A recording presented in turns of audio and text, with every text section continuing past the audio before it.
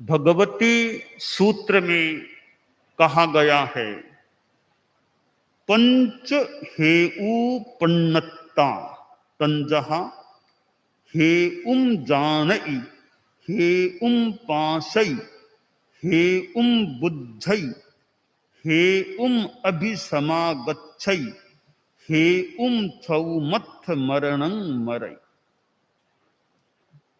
दुनिया में दो प्रकार के पदार्थ होते हैं, एक मूर्त और दूसरे अमूर्त। मूर्त पदार्थ हैं, उनको तो कईयों को इंद्रियों से भी जाना जा सकता है, देखा जा सकता है। हेतु तर्क का प्रयोग भी वहां किया जा सकता है। हालांकि सारे मूर्त द्रव्य, हर मूर्त द्रव्य आंखों से देख लिया जाए यह तो कठिन है। परमाणु है तो मूर्त, हमारी आंखों से देखा जा सके परमाणु को, यह संभावना नहीं लगती। तो आंखों से जो देखे जाएंगे वे मूर्त ही होंगे, यह नियम बन सकता है। परंतु जो मूर्त होंगे वे आंखों से देखे ही जा सकेंगे, यह नियम बनना मुश्किल है। तो मूर्त द्रव्य ही चक्षु के विषय बन सकते हैं, और वहां हेतु का, तर्क का मान लो उपयोग भी हो जाए। परंतु अमूर्त द्रव्य हैं, जैसे आत्मा है, शुद्ध आत्मा अमूर्त है। धर्मास्तिकाय, अधर्मास्तिकाय, आकाशास्तिकाय, ये अमूर्त हैं। तो अमूर्त हैं, इनको आंखों से नहीं देखा जा सकता। 6 द्रव्य बताए गए हैं, उनमें एक पुद्गलास्तिकाय ही मूर्त है, बाकी सारे के सारे पांचों अमूर्त होते हैं। तो अमूर्त है, वहां उनको साक्षात जानना अतीन्द्रिय ज्ञान से तो संभव हो सकता है। ऐन्द्रियिक ज्ञान से साक्षात देखना या जानना असंभव या कठिन हो जाता है। हेतु, कुछ पदार्थ ऐसे हैं जो हेतु गम्य हैं, कुछ पदार्थ अहेतु गम्य हैं। अब जो सामने दिखाई दे ये पंडाल है, ये तो प्रत्यक्ष है, पंडाल है। प्रत्यक्ष किम प्रमाणम, प्रत्यक्ष है, उसके लिए प्रमाण क्या देना भाई कि यह पंडाल है। प्रवचन हो रहा है तो देख लो, हो रहा है, प्रत्यक्ष है। अब यहां तो साक्षात है, परंतु यहां से कोई दूर है तो वो तो मान लो आंख से साक्षात इसको नहीं देख पा रहा है, वो कैसे जाने कि प्रवचन हो रहा है पंडाल में। कोई मान लो YouTube के द्वारा, कोई टीवी के द्वारा मान लो देख रहा है कि प्रवचन हो रहा है, मां समन जी बोल रहे हैं, परंतु ये छापर में हो रहा है इसका तो क्या पता। कोई विदेश में बैठा के आउट ऑफ छापर बैठा प्रवचन को टीवी या यूट्यूब से मान ले देख रहा हो, सुन रहा हो, वे यह तो कह सकते अभी हाँ मां समन जी बोल रहे हैं प्रवचन हो रहा, तो वो छापर में हो रहा है इसका तो क्या प्रमाण है इनके पास। अब तो अनुमान लगा लें हेतु की यह चतुर्मास तो छापर में घोषित है, प्रवेश हो गया था, तो अब बहुत संभव है छापर में ही महासमण जी बोल रहे हैं। यह दूर से कुछ अनुमान हेतु तर्क की तोमाशे में आमतौर से बयान करना नहीं है, आमतौर से। हालांकि यहाँ तो 4 आसपास में है, यहाँ तो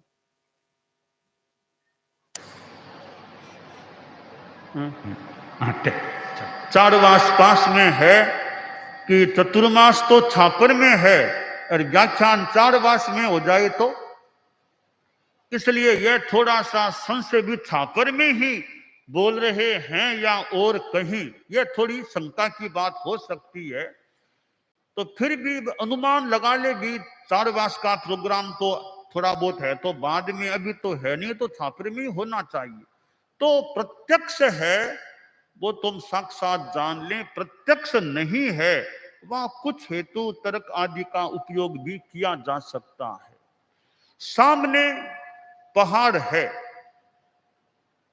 और धुआं उठ रहा है, धुआं तो दिख रहा है, अग्नि नहीं दिख रही है, परंतु अनुमान लगा लें भी धुआं उठ रहा है, जरूर वहां अग्नि होनी चाहिए। अग्नि दिखाई तो नहीं दे रही है, जरूर होनी चाहिए, क्योंकि धुआं उठ रहा है तो अग्नि के बिना धुआं कैसे उठेगा, तो वहां अग्नि होनी चाहिए। यूं अनुमान से, हेतु अनुमान, इन चीजों से जानकारी को प्राप्त किया जा सकता है, कुछ पुष्ट किया जा सकता है कि यत्र यत्र धूमस तत्र तत्र वह्निः, जहां जहां धुआं होगा तो वहां अग्नि भी होती है, यह नियम है। परंतु यत्र यत्र अग्नि तत्र तत्र धूमे है, जहां जहां अग्नि है वहां धुआं होगा ही, यह नियम बैठना कठिन है, क्योंकि बिना धुएं के भी अग्नि हो सकती है।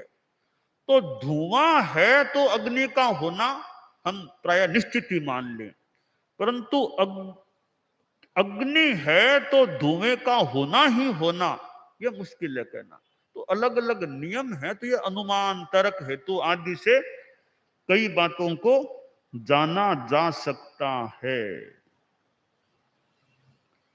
तो शास्त्रकार ने यह हेतु की और आगे अहेतु की भी बात बताई है। तो आदमी को हेतु, लॉजिक, इन चीजों से बात को प्रमाणित करने का यथोचित प्रयास करना चाहिए। कोई बात आदमी कहे तो साथ में उसका हेतु क्या है, दृष्टांत क्या है, प्रतिज्ञा, हेतु, दृष्टांत, ऐसी 5 चीजें होती है। निगमन भी होता है, उपनय।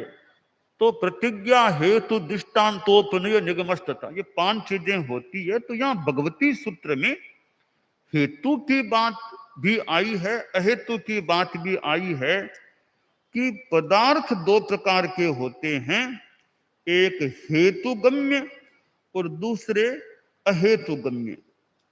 सिद्धसेन दिवाकर ने वो ज्ञेय की 2 कोटियां बताई हैं कि हेतु सम्मति तर्क प्रकरण में है, हेतुगम्य और अहेतुगम्य 2 प्रकार के पदार्थ हो जाते हैं। परोक्ष पदार्थ को जानने के लिए हेतु का प्रयोग किया जाता है, इसलिए वह हेतुगम्य कहलाता है। प्रत्यक्ष पदार्थ अथवा आप्त पुरुष के वचन के आधार पर जो पदार्थ बताए गए उनको अहेतुगम्य, कि प्रत्यक्ष है तो वहां केवल ज्ञानी देख रहा है कि यह प्राणी है, यह मर के वहां जाएगा, उनको कोई हेतु उनके लिए तो प्रत्यक्ष है, वो ऐसा होगा, हो रहा है। परोक्ष में है तो वो साधारण आदमी हैं, साधारण ज्ञान वाले, अन अतीन्द्रिय ज्ञान वाले, वे हेतु का प्रयोग भी कर सकते हैं। तो 2 प्रकार के पदार्थ, हेतुगम्य और अहेतुगम्य। अब जैसे आत्मा है, तो आत्मा तो अमूर्त है। अब आत्मा है ही, हम जो असर्वज्ञ लोग हैं वो कैसे कहें कि आत्मा है ही। हाँ, आगम है, ग्रंथ है, इनके आधार पर बता सकते हैं कि ग्रंथों में, आगमों में है। और कुछ कुछ हम फिर हेतु का किसी रूप में प्रयोग कर सकते हैं। जैसे हम साधारण लोग यानी असर्वज्ञ लोग हैं कि अब पुनर्जन्म की बात है, तो आत्मा है, मृत्यु के बाद आगे जाएगी, क्या पता आत्मा है या नहीं। क्या पता पुनर्जन्म है या नहीं। यह वर्तमान जीवन तो हमारे सामने है, इसमें तो कोई डाउट की बात नहीं है, वो तो सामने है। परंतु आत्मा है शरीर में, जीवन तो है, पर आत्मा है इसका हमें क्या पता है। मृत्यु के बाद और कहीं हमारा जन्म होगा, इसका हमें क्या निश्चय पता कैसे हो सकता है। तो आगे के जन्म पर भरोसा कैसे करें। इसीलिए जो नास्तिकवादी या भौतिकतावादी लोगों का यह एक अच्छा तर्क हो सकता है कि भाई ये वर्तमान जीवन तो सामने है, सुख भोगो, मौज मस्ती करो, आगे किसने देखा है या नहीं, आगे का तो अनिश्चय है, तो वर्तमान को खोते क्यों, खूब मौज मस्ती करो, खूब खाओ पियो, मौज करो। इसीलिए यह जो चार्वाक दर्शन जो एक नास्तिकवाद का, वहां कहा गया उसकी बात की, यावत जीवेत सुखम जीवेत ऋणम कृत्वा घृतम पिबेत भस्मीभूतस्य देहस्य पुनरागमनम कुतः है, कि जब तक जियो सुख से जियो। और पुरानी भाषा मान लें कि उधार लेकर के भी घी पियो, खूब मौज खूब माल खाओ, कि शरीर भस्म हो जाएगा, फिर कौन सा जन्म, कुछ नहीं है, यही वर्तमान जीवन है, सब कुछ है, खूब मौज मस्ती करो। अब घी तो ज्यादा पीना भी लाभदायी हो या नहीं हो, हार्ट आदि की स्वस्थता रखने के लिए ज्यादा मात्रा में घी खाना, वो अलग बातें हैं। फिर पुरानी भाषा में भी खूब घी के माल मिठाइयां आदि बना के खाओ। यह चिंतन नास्तिकवाद का हो सकता है कि आगे का क्या पता, वर्तमान हमारे सामने है, उसमें खूब सुख भोगो। अब यहां एक चिंतन की बात है कि ठीक है, वर्तमान जीवन तो हमारे सामने है, आस्तिकवाद के अनुसार इस जीवन के बाद भी हमारा अस्तित्व रहेगा। यह जीवन काल तो सीमित है, थोड़ा है, बाद में अनंत काल पड़ा है आगे। यह आस्तिकवाद के अनुसार की बात है। अब यहां मैं आपको एक चिंतन दूं कि कोई आदमी यह कह दे कि भी आगे को किसने देखा है, इसलिए वर्तमान में सुख भोगो, मौज मस्ती करो। मैं इस चिंतन का विरोध करने वाला हूं, एक अपेक्षा से, सीमा में। कैसे कि भाई मौज मस्ती क्यों करें, आगे का मान लो नहीं देखा है, मान लो नहीं देखा, क्या पता है, क्या पता आगे है तो फिर क्या होगा, आगे क्या पता है कि नहीं, अगर आगे है तो फिर क्या होगा, हमारा मौज मस्ती कर लिए, पाप कर लिए, आगे नानी का वो दादी का घर तो है नहीं, फिर क्या होगा हमारा, तो क्या करें कि भाई आगे का क्या पता, तो यह भी तो सोचो, क्या पता पुनर्जन्म हो गया तो यह भी तो साथ में सोचो। पुनर्जन्म नहीं इस बात को महत्व दे रहे हो, तो पुनर्जन्म हो भी तो सकता है, इसको भी तो साथ में चिंतन में लाओ। तो हो सकता है इतना तो मानो ना कि पुनर्जन्म भी हो तो सकता है, नहीं ही होगा यह क्या पता है। तो हमें क्या करना चाहिए कि भाई पुनर्जन्म है अथवा नहीं है, पाप करने में क्या लाभ हुआ, क्यों दूसरों को तकलीफ दे, क्यों झूठ कपट करें, क्यों चोरियां करें, क्यों जुआ खेलें, क्यों व्यसन करें, इसमें कौन सा लाभ होगा। पुनर्जन्म नहीं भी है तो अच्छा जीवन तो जियो ना, अहिंसा का जीवन जियो, ईमानदारी का जीवन जियो, संयम का जीवन जियो, इसमें दोनों ओर लाभ है। हमने संयम का जीवन जिया है, अहिंसा का जीवन जिया है, जी रहे हैं, मान लो ईमानदारी का जीवन जी रहे हैं, तो आगे पुनर्जन्म अगर नहीं भी है तो नुकसान क्या हुआ। यहां शांति से जी रहे हैं, तनाव मुक्त काफी शांति है, बड़े प्रेम मैत्री से जी रहे हैं, तो पुनर्जन्म नहीं भी है तो अच्छा जीवन जीने में खास नुकसान क्या हुआ। अगर पुनर्जन्म है तो अहिंसा, संयम, नैतिकता ईमानदारी का जीवन है तो आशा रखें आगे सदगति मिलेगी, दुर्गति से बचाव हो जाएगा। ये दोनों हाथों लड्डू है। पुनर्जन्म है तो भी लाभ है संयम का जीवन जीने से, पुनर्जन्म नहीं है तो भी लाभ है, यहां अच्छा जीवन जी लिया, क्या खास नुकसान हुआ। तो भगवती सूत्र में यह हेतु अहेतु की बात बताई गई है। तो हम यहां इस प्रकार इस बात को समझें, आत्मवाद के संदर्भ में जो संस्कृत का एक श्लोक भी है, संदिग्धेति परे लोके त्याज्यमेवा शुभम बुधै अथवा कार्यमेव शुभम बुधै यदि नास्ति ततः किं स्यात् अस्ति चेन नास्ति को हतः है। कि पुनर्जन्म के बारे में, परलोक के बारे में संदेह होने पर भी गलत काम को छोड़ दो, अच्छे काम करो। तो पुनर्जन्म नहीं है तो खास कोई नुकसान वाली बात नहीं, पुनर्जन्म है तो बहुत बड़ा लाभ हमें मिल जाएगा। इसलिए ये भगवती सूत्र में जो हेतु और अहेतु की बात बताई गई है उसके संदर्भ में हम इतना तो मान ही सकते हैं संभवतः कि आत्मा है ही नहीं, पुनर्जन्म है ही नहीं, इस बात का तो क्या आधार है। मेरे पास कोई नास्तिक आदमी अगर आ जाए, अच्छा विद्वान आदमी हो, नास्तिक और अनाग्रही हो, तो मैं चर्चा उसके साथ करूं, नास्तिक आदमी के साथ, उसको मैं अपनी बात से कन्विंस करने का प्रयास करूं कि भी मेरी बात है आस्तिकवाद की या एक आत्मा नहीं ही है इसका खंडन करने की, वो मैं मेरी बात उसको बताऊं, फिर मैं देखूं कि मेरी बात को वह स्वीकार करता है कि नहीं करता है। अगर वो अच्छा आदमी है तो, विद्वान है, थोड़ा एक अनाग्रही भी है, तो वो मेरे से कोई बात करे तो मैं उसको यह थोड़ी आस्तिकवाद नास्तिकवाद की बात थोड़ा समय निकाल के बताने का होना चाहिए। विद्वान आदमी अपने सिद्धांत का विद्वान होना चाहिए, अनाग्रही भी होना चाहिए।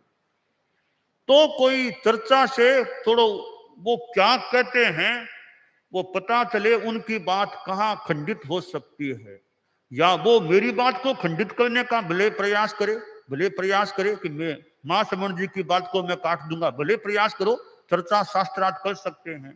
तो आस्तिकवाद नास्तिकवाद भगवती सूत्र में यह जो हेतु अहेतु की बात आई है वो हमारे लिए इस संदर्भ में काम की बन सकती है कि ठीक है, आत्मा एक अहेतु गम्य भी हो सकती है, भी आत्मा आंखों से दिखती नहीं है, तो अब हम नहीं ही है आत्मा, यह किस आधार पर कहें। मान लो है ही, यह कहने में भी बाधा आ सकती है, तो नहीं ही है यह भी किस आधार पर कह सकते हैं।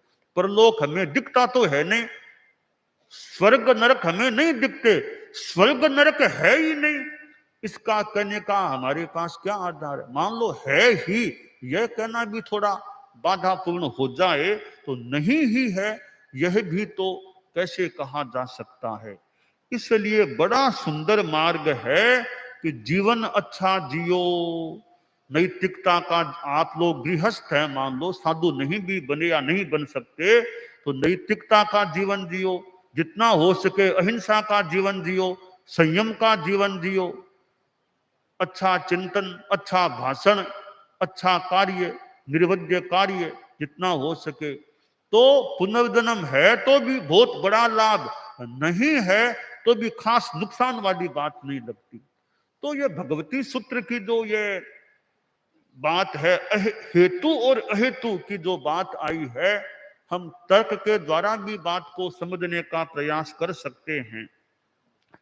अब तर्कों से भी कुछ हम आत्मा को समझाने का प्रयास कर सकते हैं, और कहीं कहीं तर्क से मान लो तर्क न भी चले, तक्का तथ्य न विजयी, तर्क भी काम न करे, तो कहीं अहेतु गम्य एक श्रद्धा, विश्वास या एक हाइपोथेसिस एक आइडिया की भी हो भी सकता है, नहीं भी हो सकता, दोनों बातें हो सकती है। तो हमें रास्ता वो लेना है जिससे हमारा लाभ सुनिश्चित, लाभ की संभावना हो सके। तो ये आत्मवाद का सिद्धांत है। धर्मास्तिकाय अधर्मास्तिकाय है वो भी अमूर्त हैं, परंतु अब धर्मास्तिकाय है अथवा नहीं, हमारे क्या फर्क पड़ेगा। धर्मास्तिकाय है तो ठीक, नहीं तो ठीक, हमारा ज्यादा संबंध है वो आत्मा से है। ये आत्मा है यानी वो हमारा ज्यादा एक हित अहित का एक मुद्दा बनता है। तो धर्मास्तिकाय अधर्मास्तिकाय को तो भले है कि नहीं है, ज्यादा भले चर्चा भी न करें, चूंकि आत्मा से हमारा आगे का हित अहित संबंधित है, इसलिए आत्मा के संदर्भ में हमें समझने का, जानने का प्रयास यथोचित करना चाहिए। और आत्मा है ये मान करके ही चलना चाहिए, पुनर्जन्म है ये मान करके ही चलना चाहिए। इसी के अनुसार हमें अपनी जीवन शैली को सुनिश्चित करना चाहिए।